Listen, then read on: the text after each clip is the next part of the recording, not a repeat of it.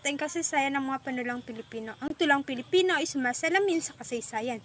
Una ay matandang panahon. Dito napapaloob ang bugtong sa lawikain at epiko gamit ang babayin. Sa panahon naman ng Kasila, pasyon, dalit, awit, korido, tanyag dito si Balagtas. Sa panahon naman ng pagkamulat, makabayang tula, ni Rizal at Bonifacio. Sa panahon ng Amerikano, malayang paksa, tanyag si Butay. Sa panahon ng krisis, tinatalakay ang isyong panglipunan, tanyag si Hernandez. Ang tula ay naging isang tinig ng bayan ng bawat yugto ng kasaysayan. Susunod, ang estruktura ng tula. Ang mga natutunan ko tungkol sa tula, ang tula ay isang sining ng nagpapahayag ng damdamin sa malikhaing paraan. Pag sinabi natin tugma, ang pagkakapareho ng tunog ng mga huling salita sa taludtod. Pagganap naman pareho ang tunog at titik. Di ganap pareho ang tunog lamang. Sa sukat naman bilang pantig, bawat taludtod mula sa 8 sa 12 at 16. Tono naman nagpapahayag ng emosyon ng tula, maaring malungkot, masaya o seryoso. Ang mga natutunan ko sa paggamit ng idioma at tayutay sa pagbuo ng tula. Ang idioma at tayutay ay mahalagang elemento ng tula dahil nagdadagdag ang mga ito ng magandang lalim at kahulugan ng bawat taludtod. Ang idioma ay nagbibigay ng matalinghagang pahayag na nagpapakita ng kultura at damdamin, habang ang tayutay ay nagiging daan para sa masining na paglalarawan gamit ang paghahambing, ang pagkakatulad at pagkakawangis, pagbibigay buhay sa mga bagay o sa pagsasatao at paglalabis ng pagmamalabis. Ang dalawang ito ay ginagamit upang gawing mas makulay o makahulugan ang mas malapit na damdamin sa mambabasa ang tula. Sunod naman ang elemento ng dula. Ang natutunan ko dito ay ang dula ay isang masining nagpagtatanghal ng kwento na bumubuo ng mahalagang elemento. Napapaloob dito ang script, actor, dialogo, tanghalan, director, manonood, ang tema. Ang mga sangkap tulad ng matagpuan, tauhan at banghay nagbibigay ng ayos sa daloy ng kwento mula sa simula hanggang sa wakas. Naunawaan ko din na ang dula ay isang pinagsama-samang sining ng pagsulat, pagganap at pagpapahayag upang maiparating ang damdamin at mensahe nito sa mga manonood.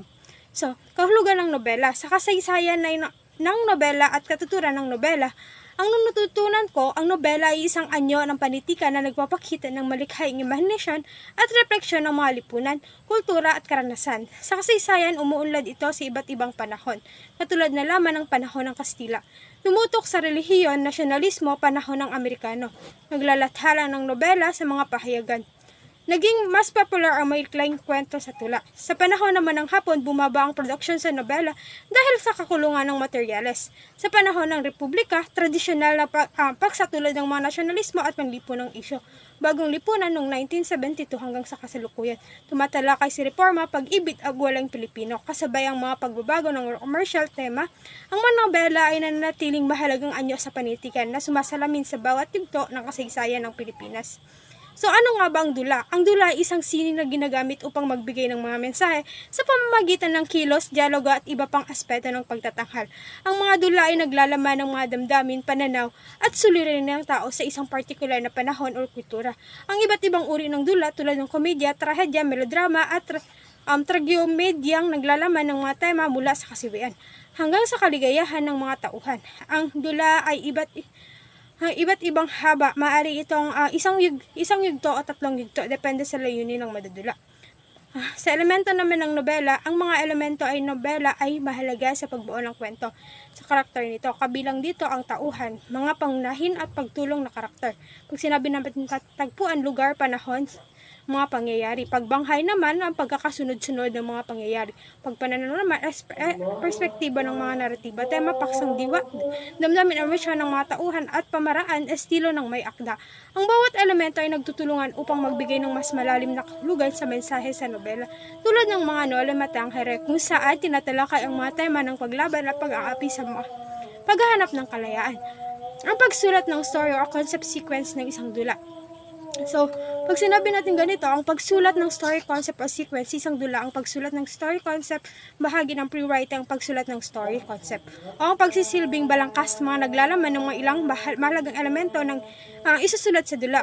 Sa halimbawa ng mga story concept sequence outline, dulang silence please, natutunan ko na mahalaga ang maayos na pagsasaayos ng mga elemento ng isang dula upang magbigay ng mga malinaw na ideya tungkol sa mga kwento, mga tauhan at mga pangyayari.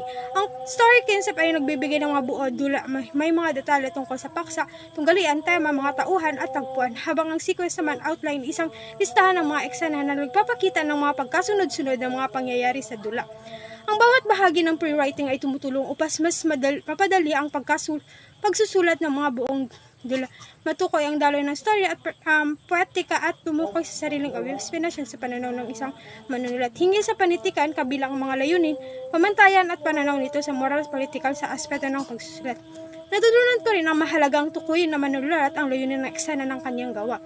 Tulad na naman ng elemento ng trahedya ayon kay Aristotle, Catharsis, Anagnorisis at Peripetia at Hamartia. Bukod dito, binibigyan diin ang mga manunulat tulad ng ni Rodi Vera at John Barrios ang halagang pagtatanghal ng dula sa eksperimentasyon na ipagsulat upang maipahayag ang mga makabagong idea sa pagsulat ng comics. Ang paggawa ng comics ay isang masining na paraan ng pagkukwento na gumagamit ng guhit at teksto. Mahalagang pumili ng tema tulad ng action, fantasy, romance, komedya at bumuo ng makabuluhang taon na may malinaw na layunin.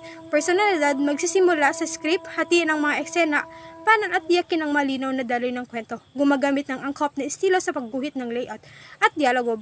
Balloons para maging epektibo ang visual storytelling. Bukod sa aliw, may iwanan aral, mensahe pwedeng gumamit ng traditional o digital tools at makipag-collaborate sa mga artista kung kinakailangan.